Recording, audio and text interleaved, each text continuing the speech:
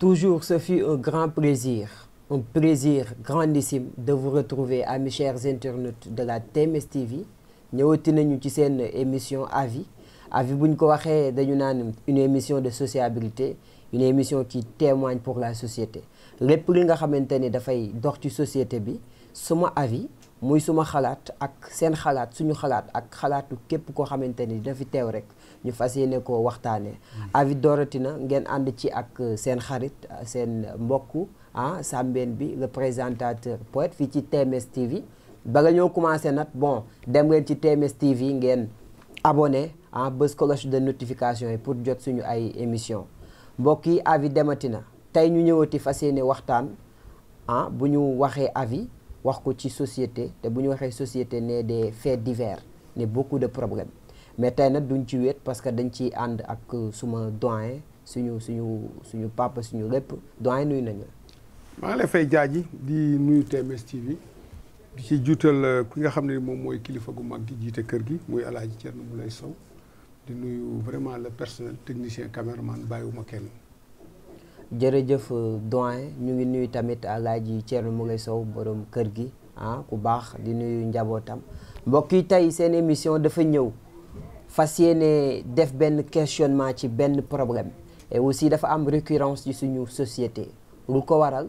lu muy jur ak nan nga ñu war a def pour que mu jóge fi muy lan muy délinquance juvénile boo waxee délinquance juvénile ne indiscipline parce que apparemment léegi lu baree ngi xew ci suñu société lu baree ngi xew te ndaw ñi ñoo koy def lu yàggu dara démb rek stade Ngalandou Diouf Rufisque match nawetaan ñu fexe ba semer benn violence ba yàq stade ba et tant d'autres ci ay cas yu mel noonu gis nañ ko tamit ci lutte bi combat Siteu Papa Sow ñuy laaj ana lan moo waral li ni mel doyen délinquance juvénile bari na indiscipline bi bari na ana lan moo ko waral ci ndaw ñi. waaw li ko waral defe naa ne moom bon wax nga ko ci sa présentation maanaam facteurs yi bari na mais.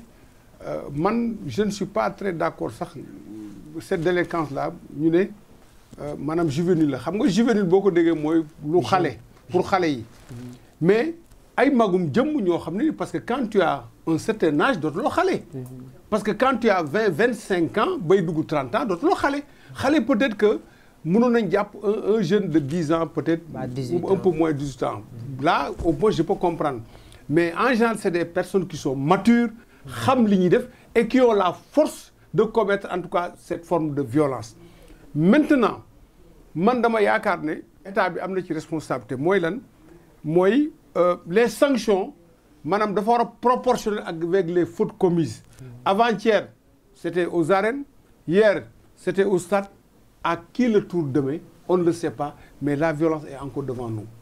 On ne le sait pas, c'est une question très pertinente et dañuy wax yàq moom bu mu ci munti doon ci bépp fànn baaxul nañ ko bàyyi mais doyen est-ce que njortoo ni violence bi xew léegi est-ce que ñàkk yar waralu ko. waaw yar ku am yar doo def lenn yi maanaam yow yaa ngi wax yàq sax parce que il faut que ñu jaaji nañ def la part des choses parce que yàq mooy ci dégg-dégg mooy fekk ay bien public wala bien privé nga yàq ko mais buñ demee ba ñuy attaquer physiquement des personnes te loolu moo am keroog bi ci làmb ji di attaquer ay nit di leen dóor di leen gaañ di jël seen bien. donc là c'est trop football bi aussi. parce que bu njëkk ba daan na am forme de violence parce que étant très jeune élève étudiant dañ daan gis dañ daan ñëw baare taal ay pneu toj ay car affaire yu mel noonu ñëpp xam nañ ne loolu kenn du ko cautionner mais ba tey loolu sax moom enfin moo tane laa wax de je mets tane entre guillemets ne moom violence moom baaxul mais moo tane nga dem attaquer nit ki parce que nit ki moom la personne humaine elle est très chère ñëw fekk nit nga jam ko paaka wala nga dóor ko benn jaasi wala affaire yu mel noonu te actuellement dañ ko banaliser pour ñoom c'est devenu un jeu d'enfant on se rappelle temps yi nga xam ne nawetaan da nga ñëw ñu lay fouiller nan la xale yi def xar mi su mburu yi dugal ci jaasi donc tey violence bi tey dafa dem ba tey daf ñu jël en otage mais man je dis que état bi am na ci responsable d'accord les parents wax nga ko léegi je suis d'accord, je suis en phase mooy un problème d'éducation parce que xale bi ñu yar ci kër du génn def violence. sincèrement man loolu laa jàpp mais aujourd'hui tey l'enfant qui n'a pas été éduqué mu génn maanaam tàmm violence parce que la violence avant d'être physique elle est d'abord verbale. xam nga di saaga ci biir kër mooy commencer nit ngay jàngal nit ki violence léegi nag xale bi su génnee day dem maintenant à l'acte. Mais tey ñu bari nañ dañ war a bàyyi làmb ji dañ war pourquoi ñu koy bàyyi je ne suis pas d'accord parce que làmb ji tey mais c'est un métier. Combien de pères de famille tey ñu ngi dund ci làmb ji parce que seen doom mu ngi bëri ñu ngi ciy am seen teraanga kii jaay mu ngi ciy gis njëriñam mais pourquoi ces gens-là qui ont choisi la lutte comme métier ñu ne nañ ko bàyyi parce que y a une minorité boo xam ne ni ñoom ñu ngi taxaw ne loolu du fi am te ñoom bu ñu xëy dem liggéey mais mu ngi mel ni jaay ji ngay xëy ne damay ñëw TMS liggéey si ñu ne doo liggéey si est-ce que am na droit ci loolu. Donc nañ la na nga amee la liberté de venir au travail nañ bàyyi keneen ki nga xam dafa takk ngeen ba mu dem liggéeyi parce que ci loolu lay tedd di ci tedd ay njabootam mais nañ ko bàyyi loolu du raison mais il faut que yar bi di dal foofu laa bëgg ñu insister fi jaay mais il faut que yar bi di dal bañ ko dalee wax ba tey waaw CNG mu ngi def le maximum ci lu mu mën pour que làmb ji bañ a amati violence mais à chaque fois violence yi di répercuter ñooñu aussi di wax ni dañoo war a sanctionner làmb bon peut-être ñoom dañ koy wax mais pas que làmb arrêté mais man damaa gis ni lii nii ci làmb bu continuer buñ ko arrêté wu war nañoo gën a jël ay sanctions yu gën a sévères sincèrement. parce que violence bi ñuy semer c'est énorme. waaw dama ne xam nga la violence bu làmb tasee ñu violent bu match tasee ñu violent même ñu ngi jëm ci campagne électorale. Combien de fois nga gis meeting tas wala ñu sa tas meeting ba. surtout ça. di agresser nit ñi. Moi je crois que celui qui a l'intention d'agresser kooku quelle que soit la nature de la manifestation dafay agresser. et man dama jàpp sax ne ñiy agresser ñaar duñ dugg ci làmb ji. ils sont dehors mais ñi doon sàcc escroc nekkuñu ci biir làmb ji. ñi doon agresser nekkuñu ci làmb ji. donc le problème il est beaucoup plus profond. mais man je dis que tey état bi tey li ñu war a def mooy tey képp ku ñu jàpp ñu duma la duma yi nga xam ne moom lañ la war a duma. mais tu as parlé du CNG le CNG moom mooy instance bi organise la lutte mais CNG xam nga du yóbbu police. du dóor li muy mun mooy ay sanctions pécuniaires ay amende yooyu lay mun wala suspension ay sanctions sportives mais la sanction pénale revient à l'État parce que moom moo am la force légale. nañu bàyyi nag bu ñu jàppee nit xale ñu naan non sama doom de bokku ci de moom dafa romboon di seetaani ñu jàpp ko nangam intervention yi commencé jóg tant que il y a eu des interventions par rapport aux fauteurs par rapport à des sanctions defe naa ne lii du fi jóg jaaji lii du fi jóg ku nekk li nga def nañ la fay lu toll noonu ku nekk li nga yàq nañ la duma lu toll noonu parce que tamit dañoo toll ci Sénégal boo xamante ni yàq xajatu fi di rey nit xajatu fi parce que dañuy wax ci sport rek mais mitin yi aussi mitin yi da ngay gis gars yi dañuy def ay violence yoo xamante ni kenn mënu ko wax lu ko waral ñàkk yar wala lu ko waral dafa am benn esprit bu sénégalais yi amatul wala est-ce que ñun ñi tamit doyen est-ce que ñun léegi nous ne sommes pas des animaux est-ce que léegi nit ñi est-ce que seen xel est-ce que ça va quoi. waaw c'est-à-dire que aujourd'hui ñu baal ma effectivement ñenn ñi dañuy réagir comme mala parce que mala mooy réagir te du réfléchir mais tey dafa mel ni sax mala yi sax ñoom ñoo gën a posé am déet parce que mala bala mu lay agressé wala yooyu il faut nga menacer ko wala yooyu mu défendre mais aujourd'hui quelqu'un un paisible citoyen qui va au travail ou bien qui veut rentrer à sa maison qui n'a rien à foutre avec la manifestation bi déroulée ça ne l'intéresse même pas nga ñëw dab ko mu jënd oto boo xam ne ni tey mu ngi ko jëndee à coup de millions après plusieurs années d'économie nga ñëw toj ko wala nga taal ko bu def dof loo sax moom nga rey ko mais loolu fan lañ ko teg te ñu ne nit ñi duñ wax boo jàppee dóor ñu ne pourquoi ñuy dóor nga tëj ci kaso bi ñu ne nañ ko jëlal avocat kañ la fi violence di jóg il faut ñu xoolaat loolu. il faut que ñu xoolaat ko defe naa ne bu ñu toppee facteurs yu waral li ni mel duñ fi jógee mais doyen lan la délinquance bi ak violence yi mën a causer ci Sénégal ban impact la. waaw mais la délinquance c'est la déperdition.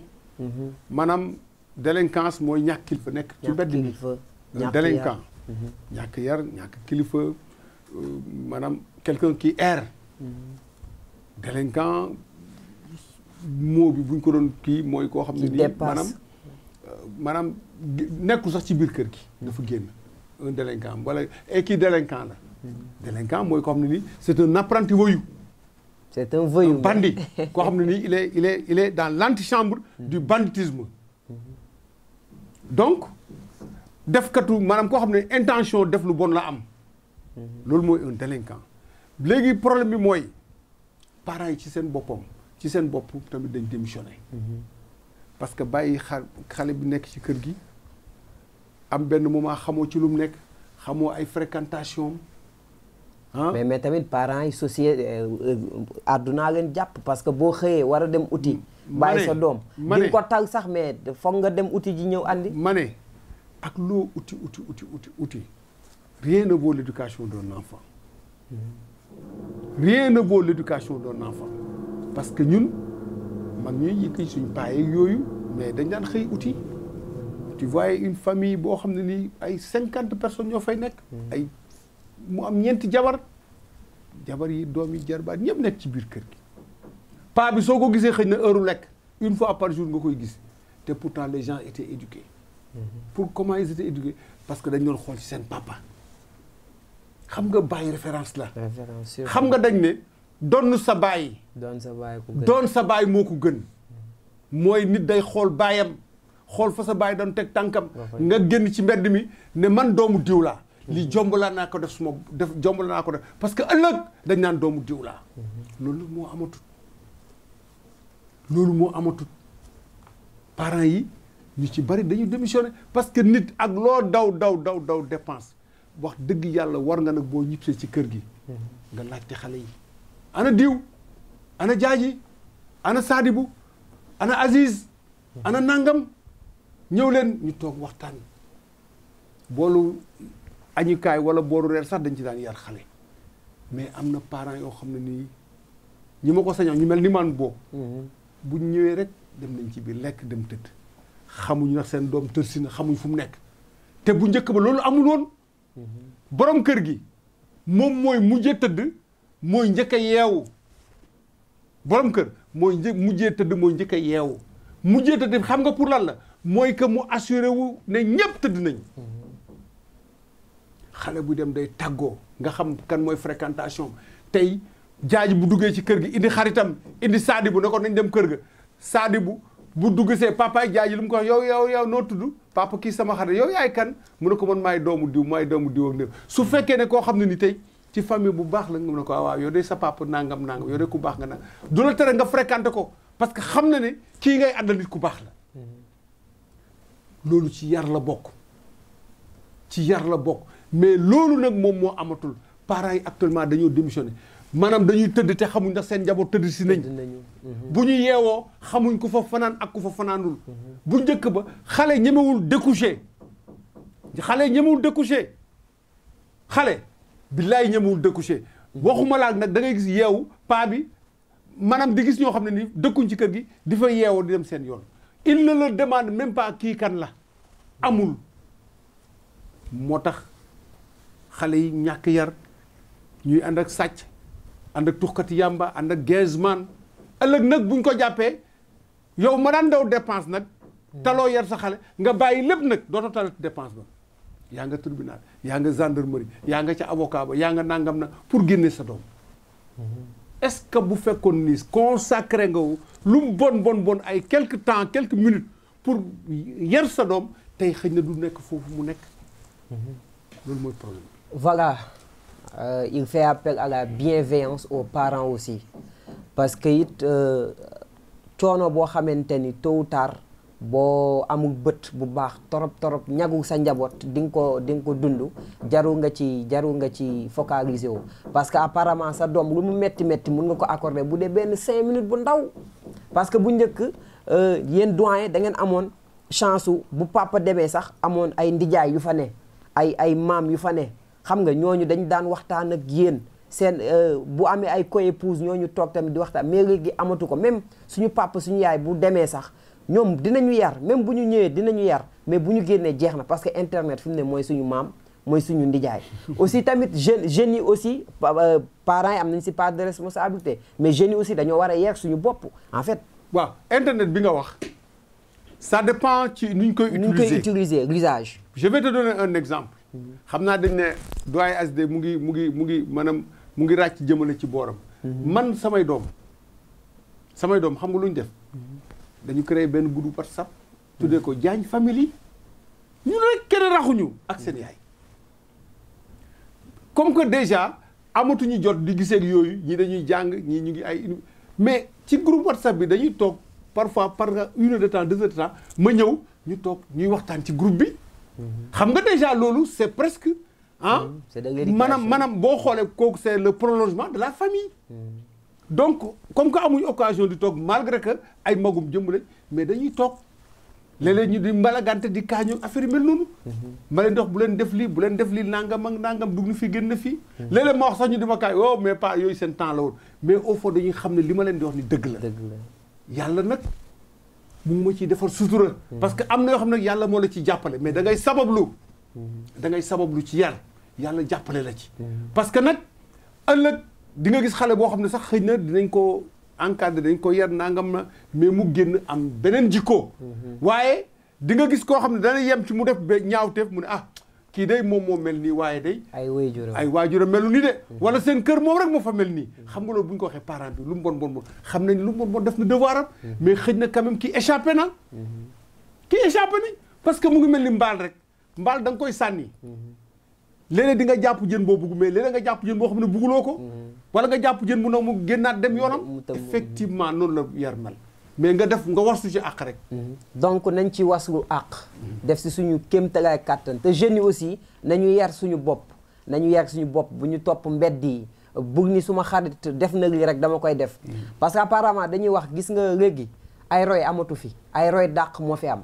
parce que aussi kuy tux nga xool ko ba mu neex la ànd ak moom bu yàggee mu ne la ñamal mosal defal nii taalal ma bu yàggee nga téye ko. nañu leen yar suñu bopp xool suñuy waajur. mais dama lay jox benn exemple rek benn anecdote laa leen ti ça ne fait même pas 2 jours. j'ai un ami sama xarit la il m'appelle au téléphone. bi ma wooyee ne ma Aziz ma ne ko mu ne ma dama bëgg nga jàppale ma comme que vraiment am nga connaissance sama benn jarbaat daal dañ demoon xaw ma benn unité du ma tudd unité bi. ñu dem fa toog di waxtaan guddi nii police fekk leen fa ñu ramasse leen ma ne ko lu ñu doon def mu ne ma non. bon ay copains yi mu toogal ñoo doon tux yàmbaa tuxul actuellement ñu nga police ma ne ko du ma bouger maître di dem police. je t'aime bien du ma bouger parce que ça mu naa ma non booy bi moom tuxul ma ne ko bàyyil tuxul parce que yow nekkoo fa woon. tu n'étais pas là-bas te man li ma mënul concevoir man du ma tux yàmbaa lan laay dem di toog ci ñuy tux yàmbaa. sincèrement. sincèrement. lan la fay wuti. waaw tuxul yàmbaa. bu xamee ni ñi dañuy tux yàmbaa mu bàyyi leen fa jóg dem yoonam. su fekkoon ne ni nekkul foofu parce que dis-moi kii ti fréquente c'est-à-dire qui est tué. loolu moom moo dal ma ne ko man am naa gàcce dem police naan maa ngi dem jëli xale boo xam da doon tux yàmbaa wala da doon toog ñuy tux yàmbaa ma ne ko je t'aime bien mais je n'irai pas. sincèrement. man même sama doom ñaanuma yàlla de yenn yi dal ko ñaanuma ko tamit doomu jàmbur mais am na loo xam du ma ci def intervention buñ ko tooñee nag. dinaa def intervention mais bu tooñee dinaa bàyyi ñu duma ko ba pare. ba mu gis xam ne lii mu def tegul ci yoon. voilà c'est le juste droit aussi parce que aussi nañu respecter droit bi aussi délinquance juvénile indiscipline juvénile ah ak violence yu ñuy gis ni yëpp mën na semer des dégâts yoo xamante ni dégâts matériels ah cas d'inceste yi tamit war na ko moo koy andi cas de mort yi aussi moo koy andi ah. violence yi ngeen gis ci stade yooyu yëpp ñàkk yar moo ko andi kon jeunes yi nañ leen yar suñu bopp ñàkk suñu bopp déglu suñu ay wayjur di xool suñu bët bi ci ay références yoo xamante ni ñu ngi doon defar réew mi mais boo gisee bu njëkk nawetaan dafa neexoon bu njëkk dafa am sama benn xarit dama naan lu tax dematoo nawetaan ma ne ko man de 2016 laa gëjoon nawetaan mais parce que nawetaan boobu dafa neexoon Pikine ku xam nawetaanam xam ne dafa mus a neex mais léegi dañu naan Pikine ne boo fay dem booy dem stade bu yóbbu téléphone boo fay dem day nangam bu yóbbu mboto bu nangam saam donc benn arrogance d'indiscipline bu ñu jël mouvance bi ñu ne nañ ko bàyyi parce que jëmalewu réew kanam dañuy yàqal dañuy sonal aussi doyen yan mesure la ñu mën a jël pour xeex li ni mel parce que apparemment léegi à travers ci société bi ak violence yu ñuy def nii man je dis haut et fort gis nga bu dakkul dinañu mës a dem ba Sénégal ñëpp génn di jàpp bopp parce que lii nii jëmul kër. waaw ñëpp génn di jàpp bopp wala ñuy fajal seen bopp. fajal commencé na. parce que da ngay gis règlement de compte yi. voilà bari na fi trop. fajal seen bopp parce que fi mu ne nii lenn rek moo am mooy yar ci biir kër gi soo yaru ci biir kër gi buur yar la. yar la te buur bu xasee nag di yar nañ bàyyi. buur yare sincèrement. du dëgg. parce que dañ ne xale bu yaroo. yar bu jóg teggi ko waaye xale bu yaruwul yar bu jóg daf koy dal. loolu mag ñee ko wax de. nee nañ xale bu yaroo yar bu jóg ci kaw da koy romb waaye bu yaruwul bu yar bu jógee moom lay dal. waxu mag la. loolu noonu ay périphrase la yoo xamante ni doyen daal daa yéeme c'est comme ça nañu leen di roy suñu ay mag di leen déglu ci seen wax et doyen lan ngay wax tamit ci stade yi pour que ay mesures yu ñu parce que tamit dëgg la jeunes yi mën nañu am benn indiscipline nii mais matukaay yi bu wóoree ñu jël matukaay yu les mesures nécessaires ñu indi ay hommes de tenue yu doy ñu andi ay matériels yu doy barrières yu doy lépp doy mais est-ce que njortoo ni loolu tamit du mën a wàññi tamit violence yi. waaw xam nga ak loo indi takk der tu ne peux pas à côté de chaque personne nga def fa un policier. revenons maintenant à la lutte lamb ji li am keroog. stade bu fees dell plus de 20 000 25 000 spectateurs toog xam nga lan moo ko yàq benn nit moo ko yàq. benn nit moo ko yàq ak lan benn instrument lañ wax. benn instrument lañ wax pour le moment. le temps que ñu am ay confirmation sur ça. mais kooku ku la waxoon ne tey ndënd mii tey moom mooy tas làmb ji tey mooy gaañ tey benn mbër bi tey xam nga moom ndënd moom du dugg bëri stade. kan nga musee gis nit yor ndënd ñoo ko ndënd bi du fa dugg. xam nga dañ ne stade dafa am violence du ma dem stade amul violence. nit ñu fay ñoo violent. ñoo violent. stade Léopold Sédar Senghor ça fait 60 000 places soo fa demoon léegi mun nga fa dem lal sa basan tëdd. nelaw yeewu ñii duñ dem stade amul violence mais c'est les gens qui sont violents. parce que ñoom ñoo jël la violence yóbbu ko dans les stades xam nga dañ yàgg jooy état bi defarul ay stade nangam ak nangam. mais comment se fait Ngalandou Diouf ñu tëj ko 7 ans pour construction. vraiment sincèrement. ubbi ko en 2018 on a mis des milliards là-bas. Teungueth FC bi nga xam ne ni tey moo nekk en première division tey gagné woon daaw championnat daaw mu gagné waat ko encore. di tiitaroo stade bi. di tiitaroo stade bi parce que si Teungueth a gagné le championnat c'est parce que il a eu la possibilité de recevoir à domicile. public bi ñëw Teungueth ñëw supporter ko. mu am tous les avantages tous les actes de son côté gagné. tey ay nit ñoo xam ne ni kenn xamul fu ñu jógee. mënu ma leen jàpp ay sport tey ñu ñëw tey lakk gazon synthétique bi tey. vraiment te ngay fan lay joué ti c'est dommage. est-ce que ñoom imaginer nañ tey li ñu yàq tey. mais on n'a qu'à faire comme en hooligans yi yow ku leen gënoon grave dafa am. en Angleterre dégg nga les hooligans. mais ba ñu ñëwee nga xam ne ñoom déjà bu ñuy ñëw dañuy ivre mandi la ñuy def yor seen ay bouteilles. ñoom déjà bu ñu ñëwee ñoom bu ñu jógee di dem dañuy xeex ba yegg ci biir stade di xeex ba match ñu delluwaat mais ba leen gars yi jàppee di duma di sanctionner équipe bi di ko aj di sanctionner léegi ñoo gën a yaru dañ ne xale xamul yàlla. waaye xam na yar nañ leen yar xale yi. et aussi na état gën a dàbbal yar bi parce que loolu ñuy faj léegi. ñun léegi wax nañu ba sonn. wax nañu ba sonn mais mënuñu correct mais dafa neex yow nga sañse ba jekk xeeñ parfum bu neex ànd ak say nit dem supporter nga gagné bu ñu la gagné nga joxante loxo nga dem parce que c'est le sport dafa neex tamit nga dem meeting ànd ak sa ki ngay politique nga dem toog mu wax nga sañse ba jekk ànd ak moom keneen bu rombee mais ngeen saafonte. mais Gambie li fa xew ci seen politique bi dafa rafet opposants yi ak ñu ne ci gouvernement bi dañuy saafonte di mbagagante mais nañu jëg ci loolu. mais Sénégal daal ñun daal esprit de gangse moo fi am esprit de ay wëyu lañu bandi lañu ku ëpp sa morom doole yaa gagné. loolu nag bu ñu bëggee mu jóge fi ak violence yi fi am yépp état ñu lay woowaat xam naa ni état sonn na mais tamit yow la fi yàlla teg gën a taxaw yàlla na yàlla dëgëral seen matukaay bépp bu ngeen jël bu fekkee ni dina faj lii incha allahu rabbi di ñaanal ñëpp jàmm di leen wax ni avis fii la sur la TMS TV ngeen ànd ci ak Sambène bi le poète griot doyen dañ lay bàyyi nga nuyoo ak lan ngay wax avis. waaw tàggatoo waaw di kontaan ci avis parce que avis moom c'est vraiment espace d'échange la espace de dialogue la. Déjà, comme son nom l'indique, pour permettre aux gens de donner leur avis par rapport à des faits de société, en tout cas par rapport à beaucoup de choses, des fléaux qui sont en train de gangréner notre société. Et surtout, une émission jeune, pilotée par un jeune, initiée par un jeune. Je t'encourage, Diaye, et bonne continuation. Merci, doyen. Merci de répondre parce que mon invitation, bon, c'était un peu précipité mais malgré accepté nga ko merci jërëjëf mbokk internet yi di leen wax dem leen ci sur la TMS TV ngeen abonné parce que aussi foo xamante ni dañ fay rootee njariñ jar naa dem di leen wax ni émission avis dafay am à chaque mardi la fi am incha allahu rabbi ngeen kar ko sur la TMS TV ak seen mbokk seen xarit seen doom le présentateur poète di nuyu Alaaji Thierno Moulay Sow ak njabootam di nuyu Sadibou moom mi ñu am ci régie bi ak équipe Kara 221 Youssouf di nuyu équipe TMS TV ñëpp di leen jox dig daje ba beneen yoon ci avis ak beneen invité ci beneen thème ak man fii nga gaay bu leen daw acca